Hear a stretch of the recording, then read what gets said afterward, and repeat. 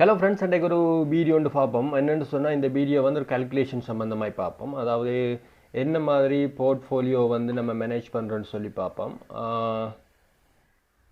Right, okay. நான் வந்து example இது ஒரு எக்ஸாம்பிள் இதுதான் ஒன்று போர்ட்ஃபோலியோ ஒன்று தான். நான் வந்து ஒரு 4 எக்ஸ்சேஞ்சில் வந்து என்னுடைய இன்வெஸ்ட்மெண்ட் இருக்குன்னு வச்சுக்கொள்வோம். என்ற இன்வெஸ்ட்மெண்ட் டேட்டை வந்து நீங்கள் இதே எக்ஸல் ஃபார்மேட்டை வந்து நீங்கள் போட்டுக்கொள்ளுங்க. அல்லது நீங்கள் வேணுமென்று சொன்னால் நான் கீழே முடியுமென்று சொன்னால் இந்த ஃபார்மேட்டை வந்து நான் அப்லோட் பண்ணிடமெண்டா பண்ணி விட்றேன். அல்லது நீங்கள் வேறு வழியிலன்னு சொன்னால் என்னுடைய இந்த பேஜ் இப்போ தான் புதுசாக தான் நான் ஒரு டெலிகிராம் அக்கௌண்ட் ஒன்று திறந்துருக்கிறேன். அந்த அக்கௌண்ட்டில் போடுறேன். நீங்கள் அதிலே போய் டவுன்லோட் பண்ணி எடுத்துக்கொள்ளுங்கள். அல்லது சிம்பிள் வேலை நீங்கள் வந்து ஒரு நார்மலாக எக்ஸலில் வந்து இதை டிசைன் பண்ணி கொள்ளலாம். இந்த வீடியோக்குள்ளே போவோம். என்ன மாதிரி ஷேர் பண்ணி என்னட்டு 4 எக்ஸ்சேஞ்ச் இருக்குன்னு வச்சுக்கொள்வோம். நீங்கள் ஒவ்வொரு புது எக்ஸ்சேஞ்சுக்கையும் போகக்குள்ள அதில் இனிஷியல் இன்வெஸ்ட்மெண்ட் டேட்டையும் எவ்வளோ இன்வெஸ்ட்மெண்ட் போடுறீங்கன்ற விஷயத்தையும் இதையும் பார்த்துக்கொள்ளுங்க. பெரும்பாலும் நீங்கள் 2-3 தரம் நீங்கள் போடுறீங்களென்று சொன்னால் அந்த இனிஷியல் இன்வெஸ்ட்மெண்ட் நீங்கள் இப்போ ஆரம்பத்தில் $1000 போட்டிங்க, திரும்ப நான் வந்து ஒரு அடிஷ்னலான ஒரு 500 போடுறீங்கன்னா இதில் 500 ஆட் பண்ணலாம். நீங்கள் 1500 வரும். ரைட், அப்படின்னு போட்டுக்கொள்ளுங்க. அதனால் டேட் வந்து இனிஷியல் இன்வெஸ்ட்மெண்ட் டேட் வேணும்னா இருக்கட்டும், அதே டேட் வந்து நீங்கள் வச்சுக்கொள்ளுங்க. இப்போ எக்ஸாம்பிளாக வந்து நான் பைனான்ஸில் $1000 போட்டேன். என்ன டேட்டில் போட்டிருக்கேன்னு உங்களுக்கு சொல்கிறேன் சொன்னால் 10/1/2001 ஜனவரி மாதம் வந்து இன்வெஸ்ட் செஞ்சுருக்கிறேன். அதுமாதிரி கூகாயினில் வந்து $500 வந்து 5/1 அல்ல பிட்ரூவில் 5/1, அடுத்தது ரஸ் வாலெட்டில் இந்த டேட்டில். இது வந்து ஒரு டென்டேட்டிவான ஒரு சும்மா நான் வந்து பிஸ்னஸ் மோர் தென் 2-3 இயர்ஸுக்கு முதல் செய்யணுருக்கேன். அப்போ இது வந்து உங்களுக்கு வந்து சும்மா விளங்கப்படுத்துறதுக்காக வேண்டி போட்ட டேட்டுகள். Right, okay. $1000 ஃபஸ்ட் இன்வெஸ்ட்மெண்ட் வந்து நீங்கள் என்ன செய்யுங்கன்னா ஒவ்வொரு மாதம் 30th வந்து 31ஆம் தேதியும் உங்களோட பேலன்ஸ், அதாவது உங்களுடைய இந்த பைனான்ஸில் எவ்வளோ பேலன்ஸ் இருக்குன்றதை நோட் பண்ணி எடுத்துக்கொள்ளுங்க. அப்படி நோட் பண்ணி எடுத்தீங்கள்ன்னு சொன்னால் தான் வந்து உங்களுக்கு வந்து என்ன தெரியும் என்று சொன்னால் எவ்வளவு வந்து இன்வெஸ்ட்மெண்ட் உங்களுக்கு இருக்குது, எவ்வளோ இன்வெஸ்ட்மெண்ட் வந்து உங்களுக்கு இருக்குன்ற விஷயங்கள் உங்களுக்கு வந்து தெரியும். இப்போ இது வந்து ஜனவரி மாதம் வந்து நான் எடுக்கக்கூட 4000 இருக்குது. 28 வந்து அதே சேம் ஒரு கொஞ்சம் தான் சேஞ்சஸ் இருக்குது. இது வந்து மார்ச், இது வந்து ஏப்ரல், இப்படி ஒவ்வொரு மந்த்லி எண்ட்லேயும் வந்து உங்களுடைய போர்ட்ஃபோலியோ எடுத்துக்கொண்டு போகும். அடுத்தது உங்களோட நீங்கள் ஒரு இந்த எக்ஸ்பெக்டட் டார்கெட் நீங்கள் 6 மந்த்துக்குள்ளே அல்லது 1 இயருக்குள்ளே என்ன இதை வந்து அச்சீவ் பண்ண விரும்புகிறீங்களோ அதில் டார்கெட்டையும் குறித்து கொள்ளுங்க. இப்படி நீங்கள் வந்து ஒவ்வொன்றையும் மேனேஜ் பண்ணக்குள்ள உங்களோட போர்ட்ஃபோலியோ வந்து கூடுதா குறையுதா லொஸ் ஆகுறதா என்ற விஷயத்தை கொஞ்சம் ஈஸியாக நீங்கள் ஐடென்டிஃபை பண்ணக்கூடியதாக இருக்கும். எவ்வளோ ப்ராஃபிட் வந்து ஏர்ன் பண்ணியிருக்கீங்கன்ற விஷயத்தையும் வந்து ஒவ்வொரு மாதமும் எவ்வளோ ப்ராஃபிட் வந்து இப்போ இதுக்கிடையில், அதாவது ஜனவரிக்கும் பிப்ரவரிக்கும் இடையிலான வித்தியாசம் வந்து எவ்வளோன்னு சொல்லி பார்த்தா $253 வந்து நான் ஏர்ன் பண்ணியிருக்கிறேன் ஒரு மாதம். இப்போ அதே மாதிரி மார்ச்சில் $500 வந்து இதில்ன்ற விஷயங்கள் வந்து உங்களுக்கு ஒரு கல்குலேஷனுக்கு ஒரு ஈஸியாக இருக்கும். இது ஒரு மெத்தட் ஒன்று. அடுத்தது நான் ஒரு சின்ன விஷயம் ஒன்று வச்சுருக்கிறேன். இப்படியும் யூஸ் பண்ணிக்கொள்ளுங்க. உங்களோட ஒரு இன்வெஸ்ட்மெண்ட் பண்ணக்கூட என்ன பர்பஸுக்கு இப்போ மெயினாக வந்து நீங்கள் வந்து ஒரு பைனான்ஸ் வந்து உங்களோட மெயின் அக்கௌண்ட் அதெல்லாம் கூட நிறைய போர்ட்ஃபோலியோ இருக்க போகுது. இப்போ எக்ஸாம்பிளாக வந்து இந்த இதை பார்த்தீங்கன்னா தெரியும், இந்த ஒரு 50% போர்ட்ஃபோலியோ இந்த பைனான்ஸில் இருக்குன்னு சொன்னால் இந்த பைனான்ஸ் வந்து இந்த ஒரு மெயின் பிஸ்னஸ் அக்கௌண்ட்டாக இருக்குது. இந்த மெயின் அக்கௌண்ட்டில் இருக்கிற பைனான்ஸில் இருக்கிற இதில் சிலவில் உழைக்கிற இன்கம்கள், அதாவது வருமானத்தை கொண்டு நான் வந்து வேறு இதுகளுக்கு மாற்றலாம் அல்லது வேறு இதுகளுக்கு கொண்டு போகலாம். ஆகவே இந்த மெயின் பிஸ்னஸ் அக்கௌண்ட் வந்து இதாக இருக்கும். அடுத்தது இப்போ நீங்கள் சில பேர் வந்து உங்களோட சில்ட்ரன் எஜுகேஷன், ஃபேமிலி எக்ஸ்பென்சஸ், அதுக்காக வேண்டி நீங்கள் வந்து ஒரு அக்கௌண்ட்டை வந்து யூஸ் பண்ணலாம். இதுகளுக்கு வந்து ஒரு லாங் டேர்மான ஒரு காசு, அதாவது லாங் டேர்மில் போகக்கூடிய ஒரு நல்ல ஒரு ரஸ்டபிளான ப்ராஜெக்டில் கொண்டு ஒரு 5 அல்லது 10 ப்ராஜெக்டில் வந்து நீங்கள் இன்வெஸ்ட் பண்ணி வைக்கலாம். அப்போ அதை என்னத்துக்கு யூஸ் பண்ணுறீங்க? அப்போ சில்ட்ரன்ஸ் ஃபேமிலி சம்மந்தமான இதுகளுக்கு வந்து நீங்கள் அதை யூஸ் பண்ணிக்கொள்ளலாம். அடுத்த சில அக்கௌண்ட்கள் வந்து யூஸ் பண்ணிங்க பெட்ரூருக்குன்னு சொன்னால் அப்போ அது ஒரு அடிஷ்னலான உங்களுக்கு இன்கம் இருக்குது. ஒரு வீடு ஒன்றை கட்ட போகிறீங்க, ஹவுஸ் ஒன்று, இதெல்லாம் வந்து லாங் டேர்ம் பிளான். இப்போ நீங்கள் வங்கியில் வந்து ஒரு ஃபிக்ஸடில் கொண்டு போடுறீங்களோ அதே மாதிரி இதை வந்து நீங்கள் இந்த அக்கௌண்ட்களை வந்து யூஸ் பண்ணிக்கொள்ளலாம்.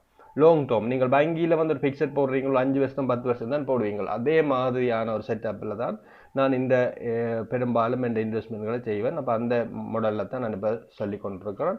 இப்போ நீங்கள் வந்து ஒரு தேர்ட் அக்கௌண்ட் ஒரு லேண்ட் இதுகளை செய்யலாம். அடுத்தது வந்து ஒரு ரெஸ்பரட்லேயே ஒன்று வந்து நீங்கள் ஒரு கொஞ்சம் இன்வெஸ்ட்மெண்ட்டை போட்டுவீங்க. இப்போ அது உங்களோட ட்ராவல் அண்ட் என்டர்டெயின்மெண்ட் அதுகளுக்கு வந்து நீங்கள் செலவழிக்கக்கூடியதாக இருக்கும், அல்லது பிள்ளைகளை வழியில் கூட்டி போகிறதுக்கு யூஸ் பண்ணக்கூடியதாக இருக்குது. இப்படி இது வந்து என்னுடைய வந்து இந்த பர்பஸ் வந்து உங்களுக்கு டிஃப்ரெண்ட்டாக இருக்கலாம், வேறு வேறு பர்பஸ் வந்து உங்களுக்கு இருக்கலாம். அதை வந்து நீங்கள் என்னென்னத்துக்கு இதில் உழைக்கிற வருமானங்களை செலவழிக்க போகிறீங்கன்ற விஷயத்தை வந்து நீங்கள் நோட் பண்ணி வைக்கக்கூடியதாக இருக்கும். வைத்தியங்கள் என்று சொன்னால் உங்களுக்கு ஒரு அந்த ஒவ்வொரு அந்த அக்கௌண்ட்லேயும் வந்து ஒரு இன்க்ரீஸ் வரக்குள்ள, அதாவது ஒரு அதிகரிக்கக்குள்ள வந்து உங்களுக்கு ஒரு அது தொடர்பான அதில் வேணுமென்று சொன்னால் இந்த இதில் ஒவ்வொரு குறிப்பிட்ட பெர்சன்டேஜ் நீங்கள் அதில் இன்கம்மை வழியில் எடுத்துக்கொள்ளலாம். இந்த தொடர்ச்சியாக நீங்கள் பேப்பர் இன்கம்மாக வச்சு கொண்டிருக்காமல் ஒரு குறிப்பிட்ட டார்கெட்டை நீங்கள் அச்சீவ் பண்ணக்குள்ள அது ஒரு 50% அல்ல 25% எடுத்து நீங்கள் வழியில் வந்து எடுத்து வேறு இன்வெஸ்ட்மெண்ட்லேயோ இல்லை வேறு இதுலேயோ போட்டுக்கொள்ளக்கூடியதாக இருக்கும்.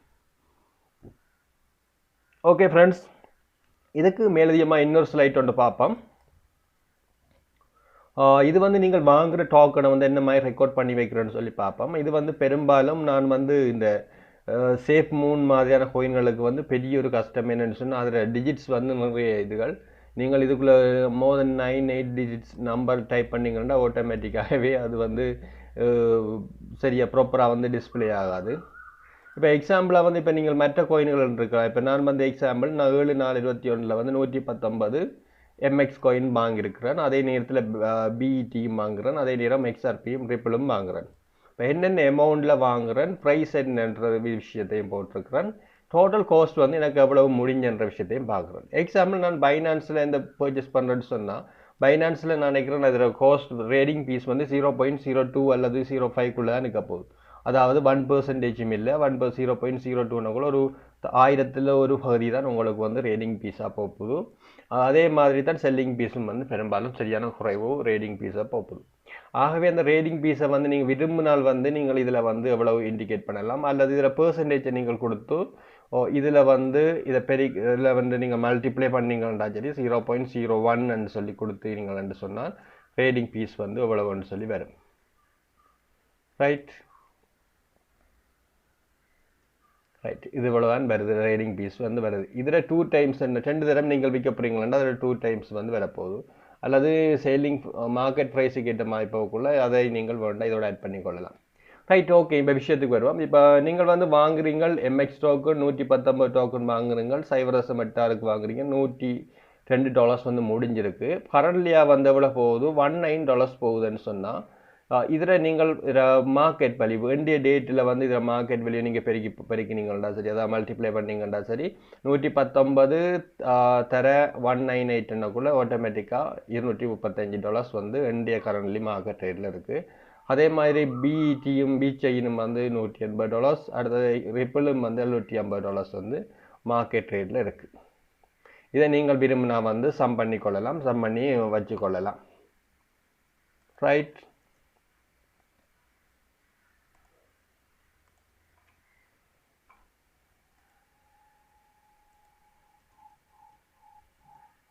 ரைட்.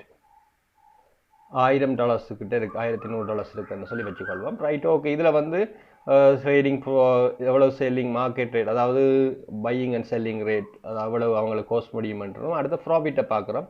ப்ராஃபிட் எப்படி கால்குலேட் பண்ணுறோம்னு சொன்னால் வாங்கின காஸ்ட் இது வந்து கரண்ட் இருக்கிற ப்ரைஸ் இது. அப்போ நீங்கள் வந்து நான் இதிலேருந்து அதாவது இந்த செல்லிங் ப்ரைஸ்லேருந்து மைனஸ் பண்ணியிருக்கிறேன், வாங்கின ப்ரைஸை வந்து மைனஸ் பண்ணியிருக்கிறேன். ஆகவே எனக்கு ப்ராஃபிட் வருது.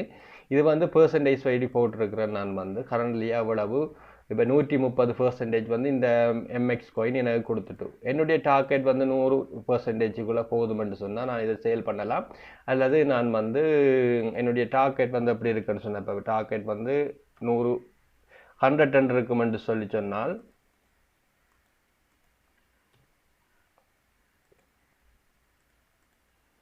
$110 இருக்குமென்னு சொன்னால் நான் இப்போ இந்த செல் பண்ணலாம். அல்லது எனக்கு 150 இருக்கும் வரைக்கும் நான் வெயிட் பண்ண போகிறோன்னு சொன்னால் அந்த 150 வரைக்கும் வெயிட் பண்ணி நான் சேல் பண்ணக்கூடியதாக இருக்கும். அதே மாதிரி இது வந்து ஒரு 100% எனக்கு இந்த ப்ராஃபிட் வர வேணுமென்னு சொல்லி யோசிக்கிறீங்க. 100% இது ஒரு 150%. அப்போ அந்த